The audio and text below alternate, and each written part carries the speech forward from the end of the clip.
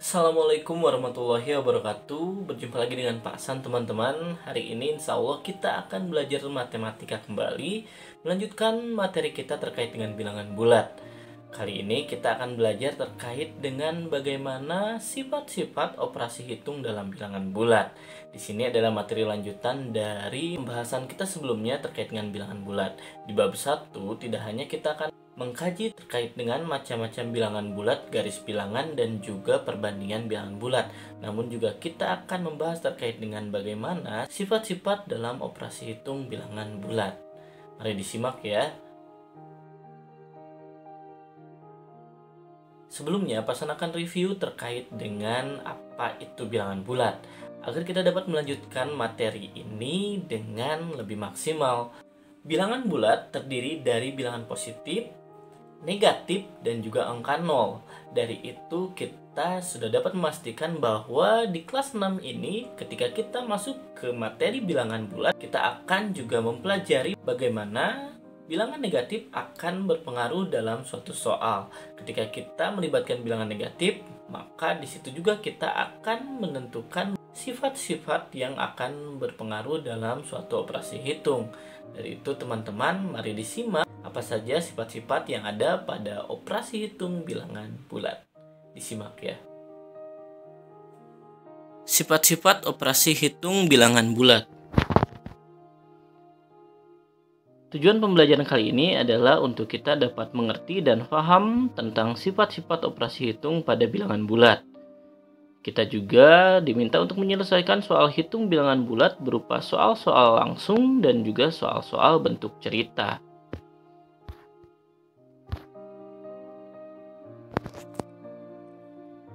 A. Sifat-sifat operasi hitung pada bilangan bulat.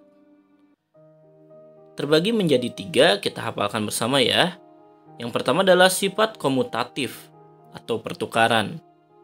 Yang kedua sifat asosiatif atau pengelompokan. Yang ketiga sifat distributif atau penyebaran. Mari kita ulang. Yang pertama adalah komutatif atau pertukaran. Yang kedua sifat asosiatif atau pengelompokan. Yang ketiga sifat distributif atau penyebaran. Dihafal ya.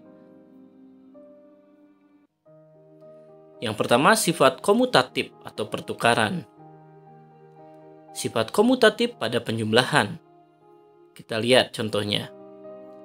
Andi mempunyai 5 kelereng berwarna merah dan 3 kelereng berwarna hitam. Budi mempunyai 3 kelereng berwarna merah dan 5 kelereng berwarna hitam. Samakah jumlah kelereng yang dimiliki Andi dan Budi? Coba teman-teman cermati. Pada gambar bisa terlihat. Sebenarnya jumlah kelereng mereka adalah sama. Jadi 5 ditambah 3 sama dengan 3 ditambah 5. Cara penjumlahan seperti ini menggunakan sifat komutatif. Secara umum, sifat komutatif pada penjumlahan dapat ditulis sebagai berikut. A tambah B sama dengan B ditambah A. Sifat komutatif pada perkalian. Kita lihat pada contoh, jumlah kelereng Andi dan Budi sama, yaitu 8 butir. Kelereng Andi dimasukkan ke 4 kantong plastik, setiap kantong berisi 2 butir. Sedangkan kelereng Budi dimasukkan ke 2 kantong plastik, setiap kantongnya berisi 4 butir. Jadi bisa disimpulkan kelereng Andi sama dengan 2 ditambah 2 ditambah 2 ditambah 2. Karena dia memasukkan kelerengnya ke dalam 4 plastik. Maka sama dengan 4 dikali 2 sama dengan 8. Lalu kelereng Budi sama dengan 4 ditambah 4. Karena Budi hanya memasukkan ke 2 kantung plastik. Yakni sama dengan 2 dikali 4 sama dengan 8. Jadi 4 dikali 2 sama dengan 2 dikali 4. Cara perkalian seperti ini menggunakan sifat komutatif pada perkalian. Secara umum, sifat komutatif pada perkalian dapat ditulis A kali B sama dengan B dikali A. Dengan A dan B sembarang bilangan bulat atau merupakan bilangan bulat. Dari itu, Kita dapat melihat bahwa keduanya memiliki jumlah kelereng yang sama, hanya bertukar tempat pada perkaliannya.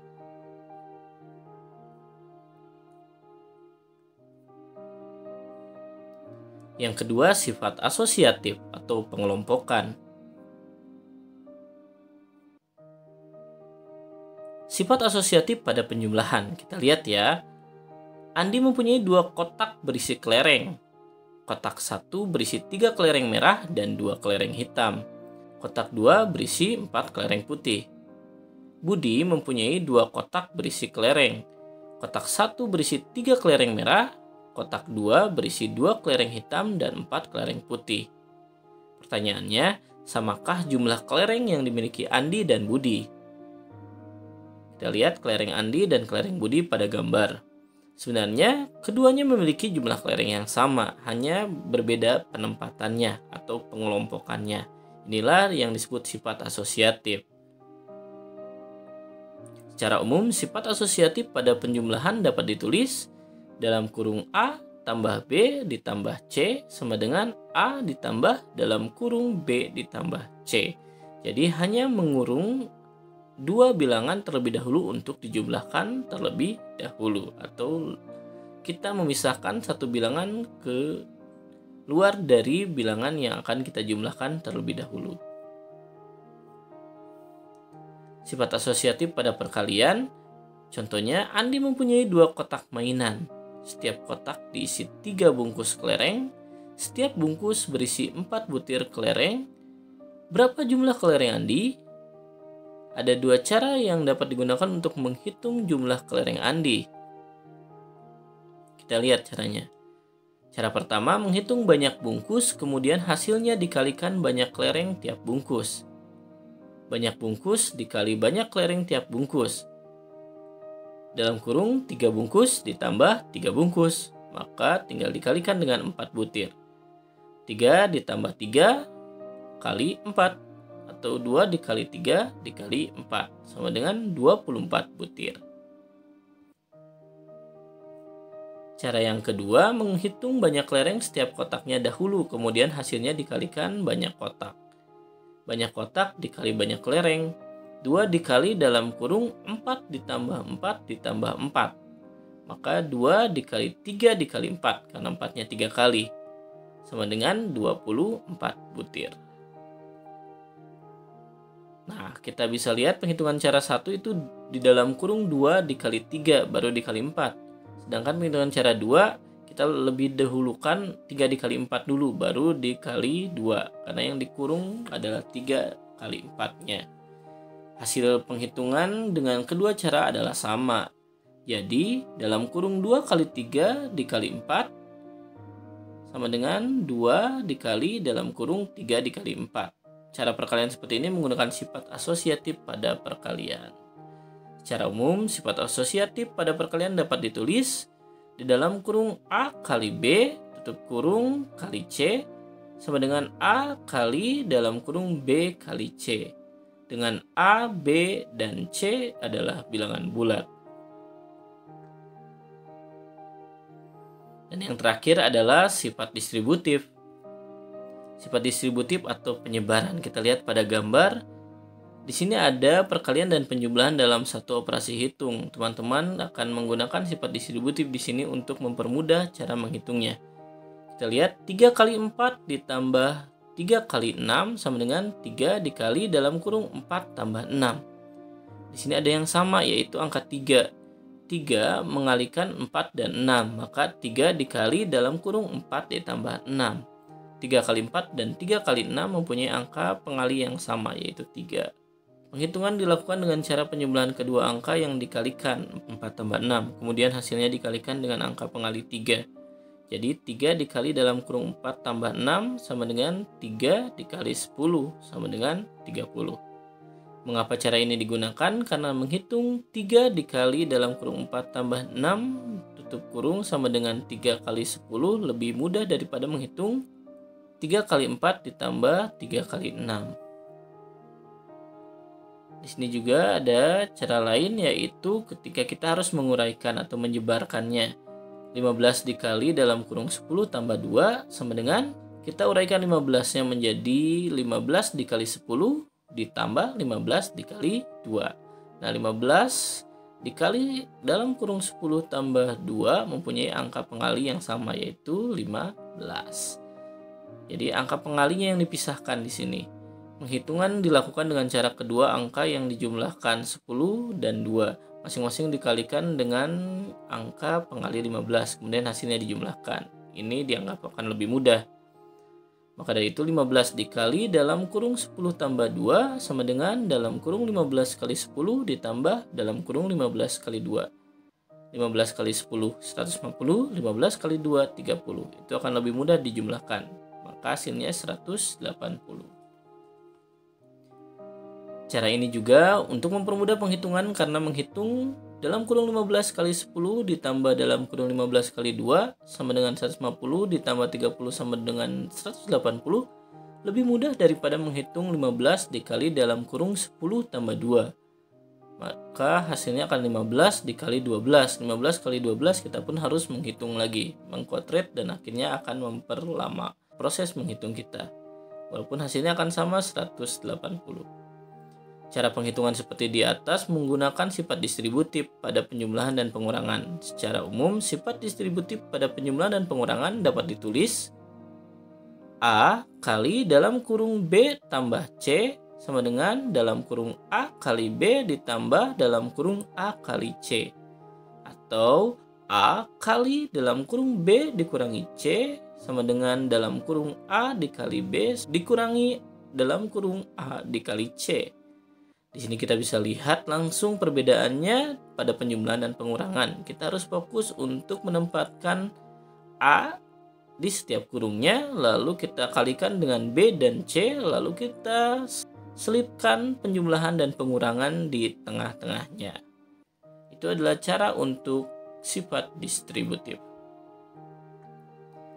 Di sini yang keempat, kita akan mencoba menggunakan sifat komutatif, asosiatif, dan distributif. Sifat komutatif, asosiatif, dan distributif dapat digunakan untuk memudahkan penghitungan. Perhatikan contoh berikut. Yang pertama, menghitung 5 dikali 3 dikali 6. Cara pertama, 5 dikali 3 dikali 6 sama dengan 5 dikali 6 dikali 3. Menggunakan sifat komutatif yaitu menukar letak angka 3 dengan 6. Jadi hanya menukar tempatnya saja. Maka 5 dikali 6 dihitung terlebih dahulu, hasilnya 30, baru dikalikan 3. Maka 30 dikali 3 sama dengan 90. Menggunakan sifat asosiatif, yaitu mengalihkan 5 dengan 6 terlebih dahulu agar mudah menghitungnya. Nah, itu adalah mulai ke pengelompokan. Cara yang kedua, 5 dikali 3 kali 6 sama dengan 3 dikali 5 kali 6. Menggunakan sifat komutatif, yaitu menukar letak 3 dengan 5.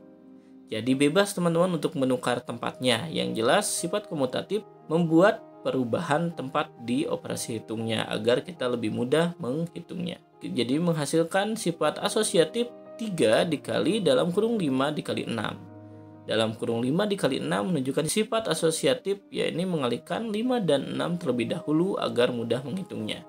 Maka hasilnya 3 dikali 30 yakni 90. Menghitung 8 dikali 45. Cara 1 menggunakan sifat distributif pada penjumlahan. 8 dikali 45 sama dengan 8 dikali 40 ditambah 5. Kenapa dilakukan ini? Agar lebih mudah, agar kita tidak harus mengkotret atau menggunakan kalkulator. Karena ketika dijadikan 40 ditambah 5, 45 akan lebih mudah dikalikan dengan 8. Jadi hasilnya 8 dikali 40 ditambah 8 dikali 5. 8 dikali 40 yakni 320 dan 8 dikali 5 yakni 40. Hasilnya adalah 360. Cara yang kedua menggunakan sifat distributif pada pengurangan.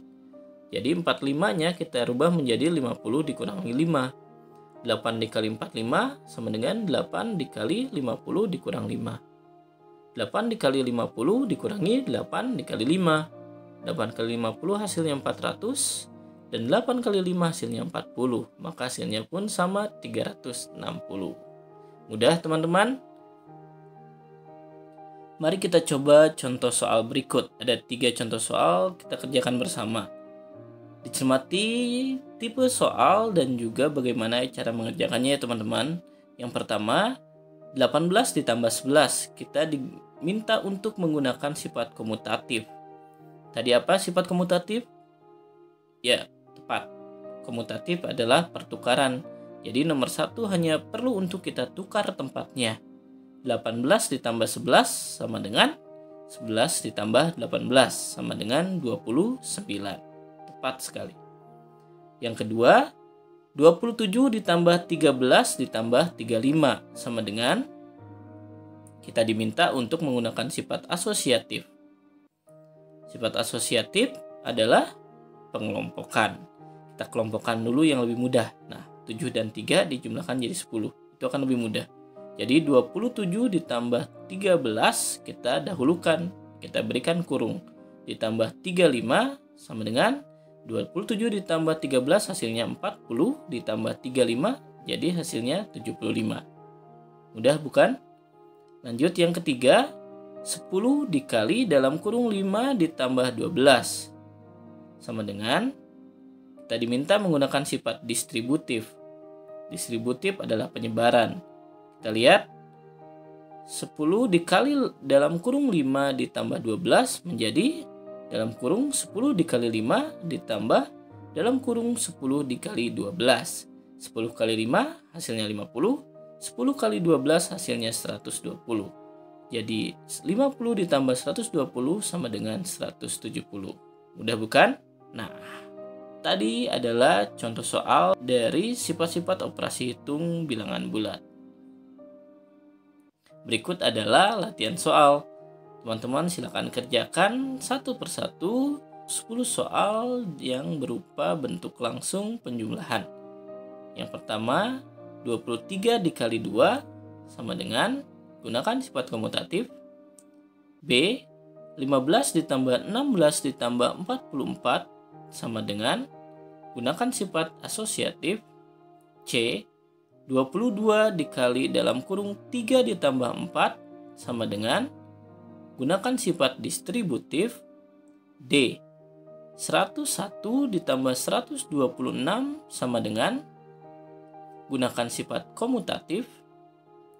E, 200 ditambah 75 ditambah 25 sama dengan, gunakan sifat asosiatif. F, 9 dikali 10 dikali 3 sama dengan, gunakan sifat asosiatif. G, 3 dikali 77 sama dengan, gunakan sifat komutatif. H, 129 ditambah 65 sama dengan, gunakan komutatif. I, 10 dikali dalam kurung 6 dikurang 4 sama dengan, gunakan sifat distributif. J, 30 dikali dalam kurung 5 ditambah 10 sama dengan, gunakan sifat distributif. Lalu ada 5 soal bentuk cerita. Silakan kerjakan teman-teman. Yang K, pada suatu malam suhu ruangan di kamar Andi 20 derajat Celcius. Lalu Andi mengganti suhu kamarnya menjadi 19 derajat Celcius. Berapa selisih perubahan suhu kamar Andi? Yang L, Tony membeli 15 kelereng ketika pulang sekolah. Di jalan, dia bertemu Didi yang memberinya 12 kelereng. Sesampai di rumah, dia memasukkan seluruh kelereng yang dia bawa ke toples miliknya yang berisikan 20 kelereng. Berapa jumlah kelereng Tony sekarang? M, Jojo mempunyai 46 teman di sekolah, 22 teman di tempat dia les, dan 8 orang teman di dekat rumahnya yang tidak satu sekolah dengannya. Berapa jumlah seluruh teman Jojo?